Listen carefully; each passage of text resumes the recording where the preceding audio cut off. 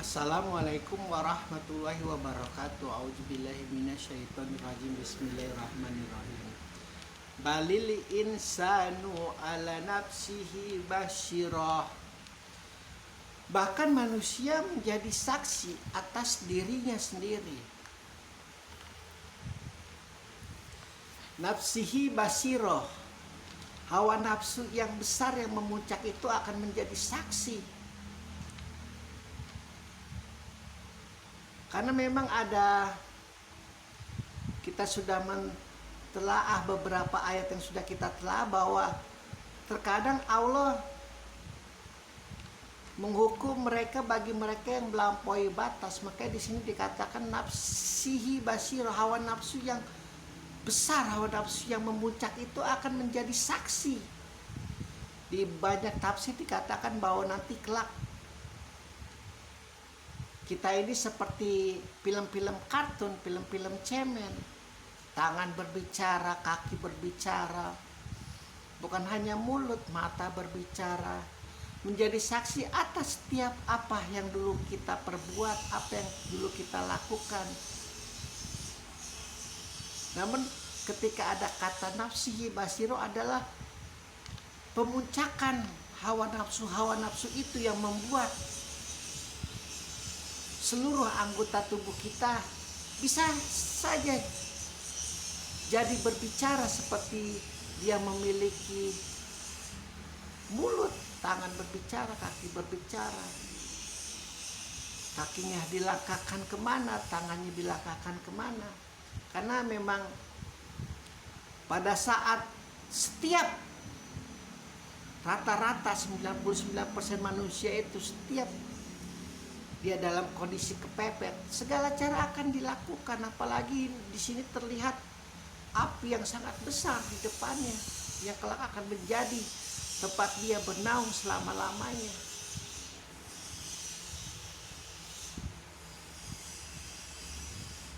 Jadi memang di satu sisi hawa nafsu itu memang akan menjerumuskan manusia ke dalam lubang kemaksiatan, namun di sisi lain juga dia akan menjadi saksi yang tidak bisa dibantah lagi kebenarannya. Karena kita mau dihukum saja oleh polisi sejam 2 jam di dalam sel, mungkin entah kita melakukan kesalahan-kesalahan yang konyol seperti berantem di pub atau dimanapun, itu saja polisi tidak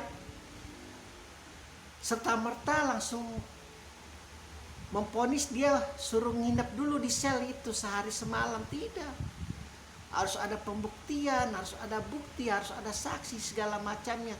Ini orang akan dihukum di dalam neraka yang tidak ada satupun, bahkan malaikat pun bisa hidup di sana. Meskipun Allah memiliki hak prerogatif yang sangat tidak bisa disangkal, yang tidak bisa diganggu-gugat oleh seluruh alam semesta ciptaannya, namun tetap legalitas itu harus ada.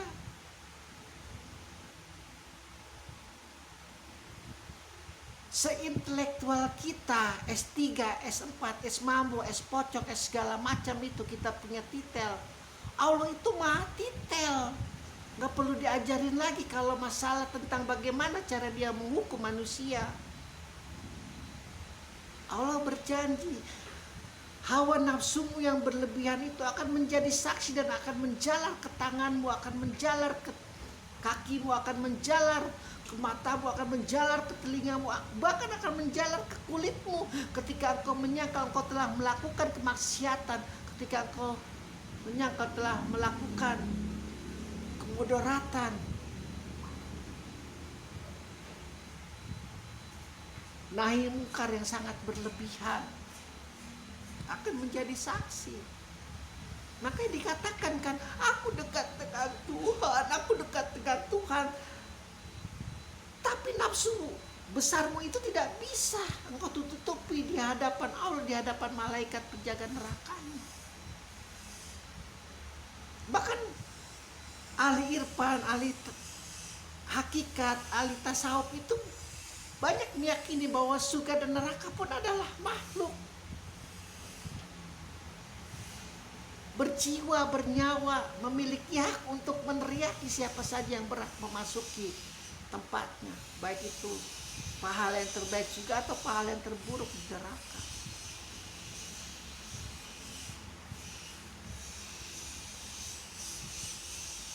Jadi tidak ada tempat engkau secerdas apapun, seahli, pandai berbicara apapun untuk menyangkal. Ketika engkau hidup di dunia mungkin engkau bisa menipu manusia lainnya karena keahlianmu berbicara, mukamu yang begitu datar, poker face. Bahkan engkau bisa mungkin memiliki tahap demi tahap yang mendahului tahap-tahap aparatnya di dalam pikiranmu.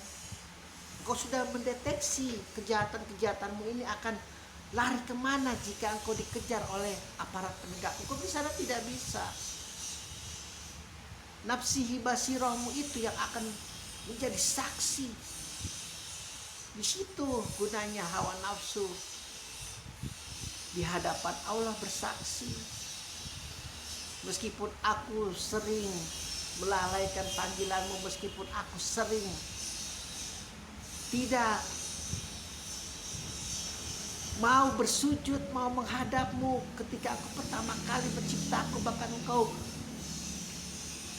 memanggil sampai 3 kali, aku adalah Tuhanmu, aku tidak mau, sampai 3 kali baru.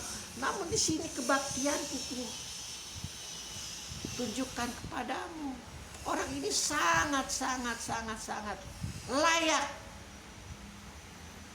untuk masukin nerakamu. Meskipun di hadapan manusia itu dia sangat tidak layak untuk masuk ke nerakamu. Tercengang.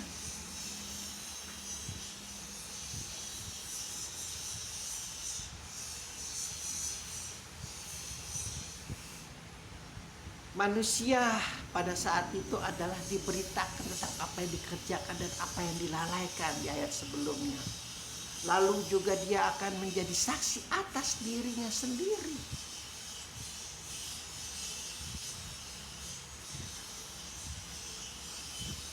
Orang ketika menjadi saksi atas orang lain, dia bisa berteriak lantang, orang ini pembohong, saya tidak pernah melakukan itu, bisa. Tapi ketika tangannya yang berbicara, orang ini sudah merampok uang negara, orang ini sudah menipu banyak orang ini sudah menggenosida jutaan manusia. Aku menjadi saksi tanda tangannya, aku menjadi saksi senapannya di kokangnya, aku menjadi saksi atas bla bla bla bla. Mau ngomong apa? Masa tangan ini berbohong? Gak mungkin. Dikunci semua mulut pada saat itu. Orang yang tidak percaya akhirat, orang yang tidak percaya surga dan neraka, orang yang tidak percaya hari penghisapan, sekali lagi ditekankan, adalah orang yang paling rugi.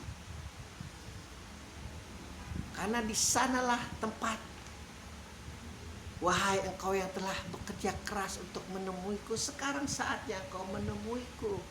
Itu tuh kepala mafia terbesar alam semesta, namanya Allah Subhanahu wa Ta'ala.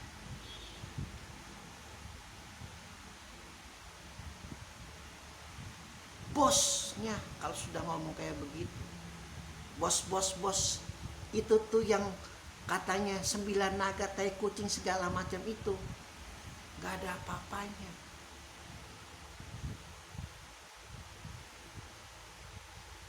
Makanya di dalam Islam itu kalau orang yang sudah tahu, gak ada orang miskin. Hanya di zaman Nabi doang itu ada orang miskin. Ketika Nabi mengenalkan Islam, dia jadi kaya, jadi tahu harga dirinya, jadi tahu kehormatannya, jadi tahu posisinya.